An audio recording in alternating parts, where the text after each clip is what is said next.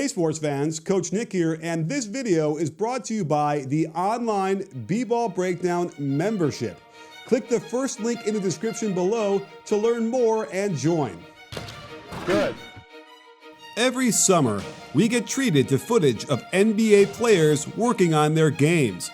Remarkably, they never miss a shot. So when video was posted this week of Ben Simmons nailing long-distance jumpers, this raised a few eyebrows.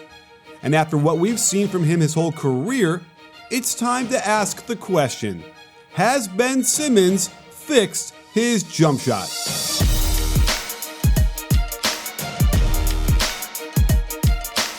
Before we examine what, if any, mechanical changes took place this summer, let's look at the issues that have led to Simmons being the most reluctant shooter from a ball handler position that the NBA has probably ever seen. Synergy has enlisted with exactly one catch-and-shoot jumper last year, and it's comical how far they had to stretch that category to fit this shot into it. I did a video last season detailing why his inability to shoot causes problems with the way they were running their offense, primarily due to how much space Simmons' man can sag off him and clog the paint. But let's get into the specifics of why his shot is so inefficient. A big problem he has is with his feet. When going to his left, he executes a right-left pattern, but notice where the left foot is planting, alongside the right foot. He needed to get the left foot farther forward to enable easier alignment of his shooting hip and elbow to the basket. Rotating in the air is a common trait for all shooters going to their strong hand, but Simmons has to fight his body because of the poor foot placement, and he's shown the inability to calibrate because of it. Here, he attacks on a straight line drive. Notice how far his left foot drifts in front, placing all the weight on his right foot, reducing the amount of energy transfer into his jump. On top of that, he holds the ball until he's on the way down before he releases it, and you can see by the result that it's very difficult to control the power this way. Going slightly to his right, notice how he uses the right-left 1-2, which is backwards from what is traditionally taught in this direction for lefties. He's on his way down on the release, eliminating most of the rhythm that should be generated by timing the arms and legs properly.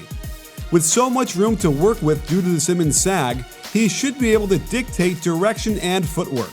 We get a traditional right-left when going to his left, but again, the left foot is planted even with the right. It should be farther in front to allow the turn and proper alignment. The ball leaves his fingertips as his body is on the way down, and it's a wild miss. From 15 feet and in, off the dribble, I'd even encourage hanging in the air a split second to get alignment and control the power. But it's clear to me Simmons is late with his release, causing all sorts of wild variations as the ball hurtles to the rim. The issue I pointed out with his footwork certainly affects his left elbow, which sticks out extremely far. I've stopped advocating for him to switch to his right hand. I'm just too tired. But so much of his arm and feet positioning scream that he's a righty. And we haven't even gotten into his free throws. If you want to see a left elbow flare, my goodness. But imagine if he put his right foot forward a little bit, it would be perfect form for a righty. Notice how he tries to keep the elbow in at the beginning, but by the time it gets to shoulder height, it's completely flaring out. Notice that his left foot is pointing at the rim. If he made it parallel to his right foot, the elbow wouldn't flare out as much. There is also virtually no leg bend at all, hence no energy transfer and no rhythm. This goes a long way towards explaining why he's a career 58% shooter from the line. More examples of terrible rhythm. The ball begins above the waist, which is too high. The legs don't begin extending until the ball is already at the set point, which is late. And notice how the right wrist flexes, which isn't abnormal, but for most players, it would be timed with the release. With Simmons, we get the right wrist movement and then a secondary action of the left wrist extension and ball release. There is no way to be consistent at free throws shooting this way. So let's get to the footage we've seen so far this summer. The first thing that jumped out at me was his left foot placement. It's better, farther in front. Not easy to see from this angle, but perhaps slightly less elbow flare too? The rhythm is still off a little bit. I'd prefer to see the bottom of the dip timed to the planting of the left foot.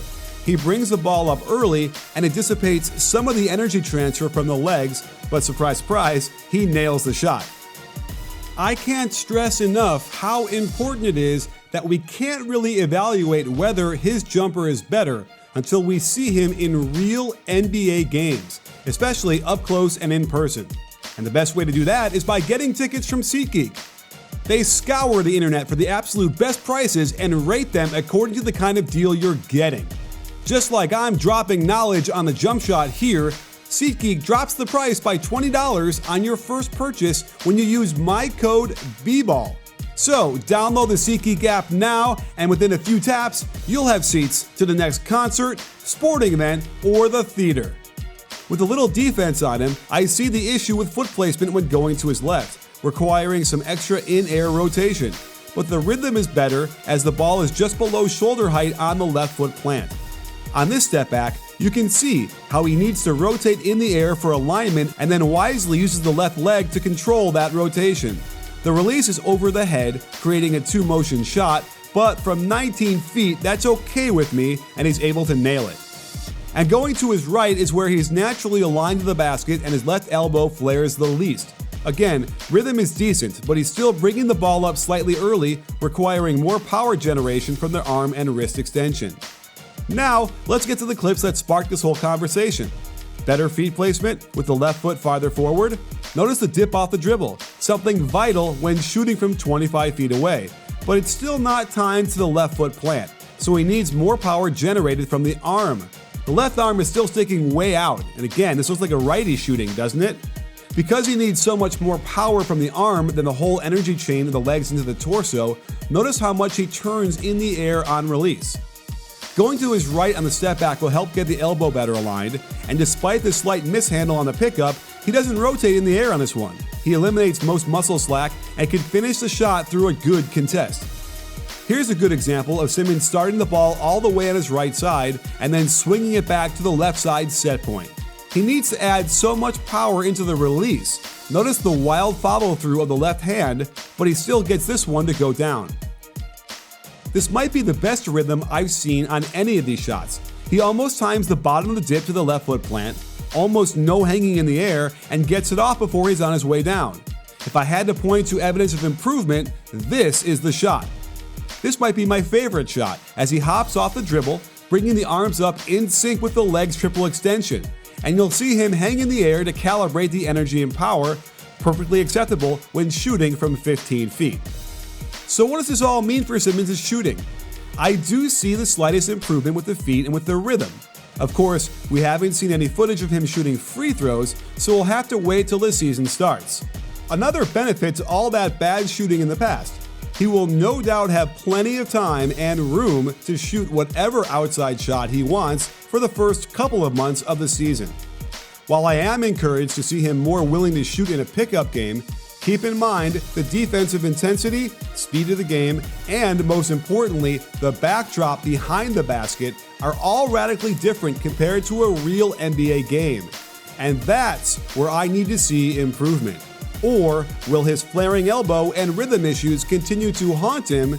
And more importantly, the Sixers' offense. Hey sports fans, Coach Nick here, and if you like my insight into Ben Simmons and his jumper and want the ability to improve your jump shot, then you must check out my monthly membership. As part of my growing library of instructional videos, I have a complete shooting system that will help build your jump shot from the ground up. And if you're a coach, even better, as there are lots of methods to help you teach the jumper as well. Right now, I'm offering a 7-day free trial, so click on the link in the description below, and don't forget, the library will continue to grow with more awesome content to help you play and teach the game. You in?